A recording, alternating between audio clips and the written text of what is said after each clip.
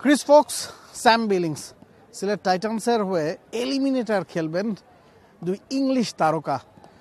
Sylhet টাইটান্সকে London Titans যে বলা হচ্ছে সোশ্যাল মিডিয়ায়, সেটার কারণ এই দলটাতে চারজন ইংলিশ ক্রিকেটার আছেন, যাদের চারজনকেই হয়তো আপনি একসাথে মাঠ কাঁপাতে দেখতে পারেন। ভোক্স বিলিংসের আগে মঈন আলী, ইথান ব্রুকস ছিলেন। তো চারজনে কি আসলে খেলবেন কিনা? সালমান ইরশাদের একটা অপশনও যাদের কাছে আছে। দলটাতে আজমতুল্লাহ ওমরজাই মাঝখানে খেলেছেন। তিনি চলে যাওয়ার পরে ব্যালেন্সের একটা ঘাটতি কিন্তু দেখা গিয়েছিল, এবং সেই ব্যালেন্স সমস্যা দূর করতে, দলের ভারসাম্য ঠিক রাখতেই wicket keeper batter Sam billings এবং বোলিং অলরাউন্ডার ক্রিস ভোক্সকে উড়িয়ে এনেছে সিলেট টাইটান্স। চিজি আইসক্রিমের সাথে ভেলভেটি কেকের মিশ্রণে পোলার রেড ভেলভেট আইসক্রিম, মন ভালো থাক।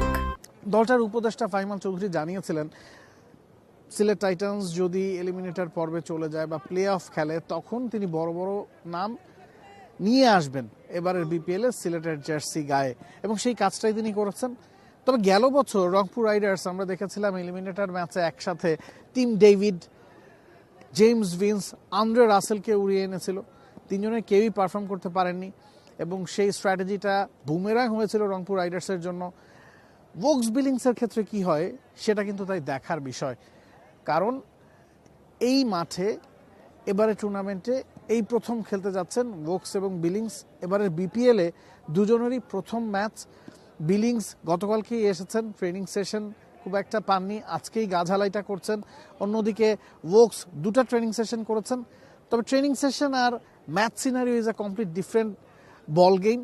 তো দেখা যাক সিলেট টাইটান্স বিদেশিদের যে নতুন তারকাদের দলে ফিরিয়েছে তাদের নিয়ে এলিমিনেটর ম্যাচে তাদের চেয়ে শক্তিমত্তা এগিয়ে থাকা রংপুর রাইডার্সকে কিভাবে ট্যাকেল করে। হ্যাঁ, নামে ভারে বা শক্তিমত্তায় এখন এই দলটাতে যে বিদেশিরা আছে তারা হয়তো রংপুরের চেয়ে এগিয়ে, তবে লোকাল ক্রিকেটারদের ভারসাম্যে রংপুর কিন্তু এগিয়েই থাকবে। একদিকে Chris Woakes, Sam Billings, Moeen Ali, Salman Irshad, অন্যদিকে Dawid Malan, Kyle Mayers, Khushdil Shah, Faheem Ashraf. বড় ম্যাচে বিদেশিরা পার্থক্য গড়ে দেয়। তবে তাওহিদ হৃদয় তিনি যে ধরনের ফর্মে আছেন, মুস্তাফিজ যে ধরনের ফর্মে আছেন, তারাও কিন্তু এই বিদেশিদের ছাপিয়ে আজকের ম্যাচের সেরা হয়ে উঠতে পারে। তো দিন শেষে এলিমিনেটর ম্যাচ, নকআউট ম্যাচ, 3 থাকে রংপুর রাইডার্সের সামনে, 4 থাকা সিলেট টাইটান্স। যে জিতবে সে টুর্নামেন্টে টিকে থাকবে, যে হারবে নিয়ে নিবে বিদায়। Let's see what happens next. Nabil Kaiser, T sports. For more updates, subscribe to our YouTube channel and click on the bell icon. Follow us on Facebook and Instagram. Download T-Sports app to enjoy exciting games and highlights. Visit tsports.com.